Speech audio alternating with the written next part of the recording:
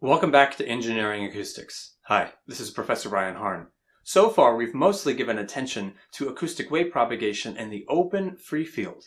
In this video, we'll learn how waves reflect and transmit when they come upon fluid or material interfaces. So let's get started. Understanding how waves behave at interfaces is key to the design of materials, barriers, in imaging, and in many other applications. And when waves arrive at an interface, a portion of the wave is reflected, dissipated in the layer, and transmitted beyond that interface. For now, we'll neglect damping and focus on a perfect massless interface where all of the incident acoustic pressure is reflected or transmitted. We set up a simplified example to start understanding the wave reflection and transmission, and we'll use a plane wave formulation where the specific acoustic impedance is just rho C. For fluid 1, it is R1 is equal to rho 1 C1. And for fluid 2, the specific acoustic impedance is R2, rho 2 C2.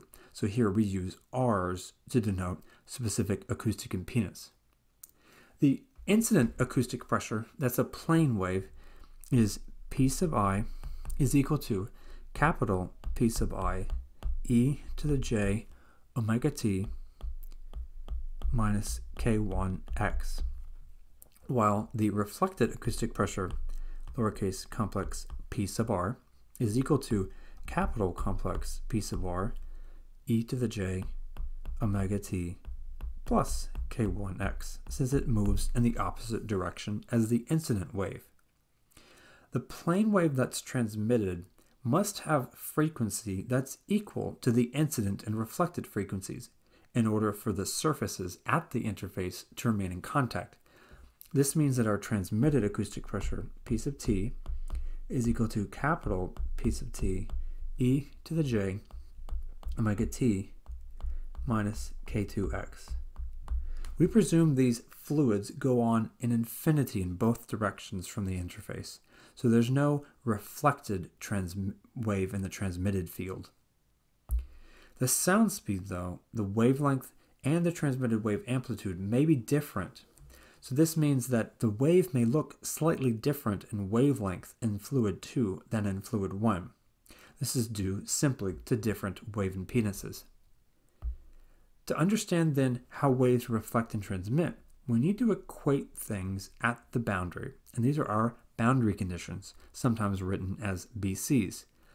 At the interface, two things must always be true. There must be a continuity of pressure, P sub I plus P sub R is equal to P sub T at x is 0. There must also be continuity of particle velocity. U sub I plus U sub R must be equal to U sub T at x is 0. Then finally, these two boundary conditions together lead to a bonus boundary condition, and that is called the continuity of normal specific acoustic impedance. The specific impedance, we recall, is the complex acoustic pressure divided by the complex particle velocity, and it is equal to plus or minus R in this case, where R is the plane wave impedance. If we use what we have before, at the interface, at x is 0, we have that Pi plus PR divided by Ui plus Ur is equal to P sub t divided by U sub t. And when we substitute all of our specific acoustic impedances, we find that this is R1 multiplied by P sub I plus P sub R divided by P sub I minus P sub R is equal to R2. So how does this break down in terms of the reflection and transmission of waves? The pressure reflection coefficient defines the ratio of reflected to incident pressure. It's fairly direct to write out. The complex pressure reflection coefficient, capital R complex, is equal to the amplitude of the reflected acoustic pressure, P sub R, divided by the amplitude of the incident acoustic pressure. In general, the pressure reflection coefficient is complex, which indicates phase difference and not damping. By the notation that we're using for impedance in terms of lowercase r, the acoustic intensity is I is equal to P squared, the magnitude of the acoustic pressure, divided by 2r. So our intensity reflection coefficient we'll denote as capital R sub capital I. And this is equal to intensity reflected divided by intensity that's incident. When we work this out, we find that it is equal to the magnitude of the pressure reflection coefficient squared. This is purely real. So intensity doesn't have any phase relationships here. The power reflection coefficient is our final quantity to determine for reflection. Capital R sub capital pi. Capital pi denotes power. It is the product of the areas times the reflected and incident fields. A sub r times I sub r divided by A sub I and I sub I. We've got power in the numerator and power in the denominator. Since A sub r and A sub I are the same, the power reflection coefficient is also the magnitude r squared. The transmitted acoustic pressures are slightly different, but use similar formulations to determine. The pressure transmission coefficient is the ratio of the transmitted acoustic pressure amplitude complex piece of T divided by complex piece of I. This is likewise, in general, a complex valued quantity. The intensity transmission coefficient is also real, as it was for reflection. Capital T sub capital I is equal to I sub T, the transmitted intensity, divided by I sub I, the incident intensity. Knowing the plane wave acoustic impedance in relationship to intensities, we find that we've got R1 divided by R2, the ratio of impedances, multiplied by the magnitude of the pressure transmission coefficient squared. The areas are required to be multiplied by the intensity transmission coefficient to result in the power transmission coefficient. So the power transmission coefficient, capital T sub capital pi, is equal to AT divided by AI multiplied by the transmission intensity coefficient. This, when worked out, is AT divided by AI multiplied by R1 divided by R2 and the magnitude of the power pressure transmission coefficient squared. How do these quantities work out at the actual interface?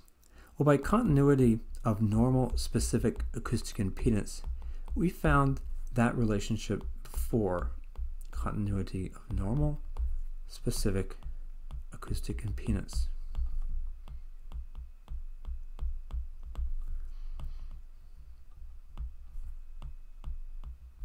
We found that R1 multiplied by the ratio of PI plus PR divided by PI minus PR is equal to R2. By rearranging this and dividing by the appropriate pressures, we find the pressure reflection coefficient, capital R, is equal to R2 divided by R1 minus 1 divided by R2 divided by R1 plus 1. This is always real, even though in general the pressure reflection coefficient may be complex. For plane waves as a perfect fluid interface, it is always real. Now, when R2 is much greater than R1, for instance, R1, the fluid one, may be air, and R2, the fluid 2, may be water, the reflected pressure is in phase with the incident pressure because R is positive in that example. On the other hand, when R1 is greater than R2, for instance, a water to air interface, the reflected pressure is out of phase with the incident pressure. What about the pressure that's transmitted? So we have that the continuity of acoustic pressure at x is 0 told us that Pi plus PR is equal to PT. Pi plus PR is equal to PT. If we divide all of these by pi at x is 0, we have the relationship 1 plus the pressure reflection coefficient is equal to the pressure transmission coefficient.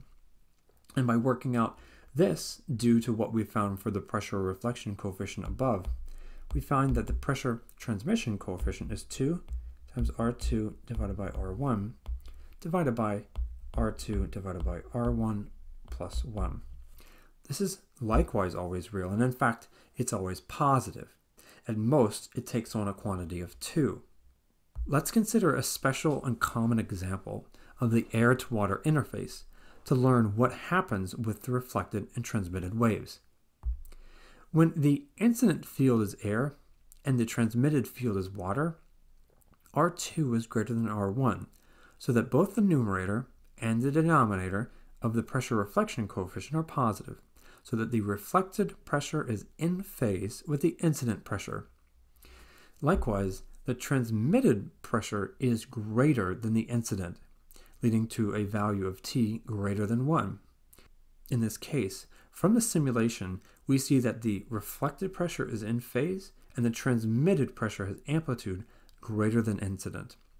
I'll see this once again in the simulation. In phase reflected, transmitted is greater than the incident. For the water to air interface, when R1 is greater than R2, the pressure reflection coefficient has a negative value. So that means that the reflected wave is out of phase with the incident. The transmitted pressure coefficient is very small in this case. And we see that result in this simulation here. The reflected pressure is out of phase with the incident, and there's a very small and almost non-existent transmitted pressure. We have to zoom in to even see the transmitted acoustic pressure in air. It's significantly less in amplitude than the incident. And finally, in the special case, when it's an air-to-air interface, R1 is equal to R2, which means that the pressure reflection coefficient is exactly 0. Nothing is reflected, of course. Everything is transmitted because the pressure transmission coefficient is equal to 1 in this example. There are two more special cases to consider. When R1 divided by R2 goes to 0, in other words, R2 is huge compared to R1, we refer to this as a rigid boundary. For instance, air to brick, air to concrete. The reflected pressure is in phase with the incident, and at the interface, the reflected and in-phase pressure double. The transmitted pressure also doubles, but the power transmission coefficient goes to 0 under that condition. On the flip side, when R1 is significantly greater than R2, so that their ratio goes to infinity, we refer to this as a pressure release boundary. A good example is water to air. The reflected wave is entirely out of phase with the incident, and neither pressure nor power effectively transmit. This theory is directly applicable to the study of materials as well, because materials also support the longitudinal waves that are characteristic of the adjacent acoustic particle fluctuations. To test out this reflection and transmission of waves, we use an impedance tube test, where a small disc-shaped material is placed in an impedance tube. Microphones along the length of the impedance tube determine the reflected and transmitted pressures, helping us compute the reflection coefficient. From this, we determine the absorption coefficient alpha, and also the complex material impedance. This likewise tells us the phase relationship of the reflected wave in comparison to the incident wave. Dissipative materials are also supported by this testing process. It's in fact how we determine acoustic sound absorption for new materials. So let's summarize what we've learned. Waves reflect and transmit at fluid interfaces. And when the transmitting fluid has a higher impedance than the incident fluid, the reflected wave is in phase with the incident. And when the transmitting fluid is genuinely rigid, no power is transmitted.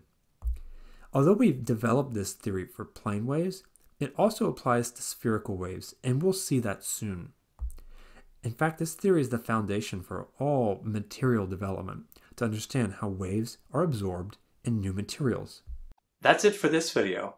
In the next video, we'll learn how waves propagate through a small layer between fluids.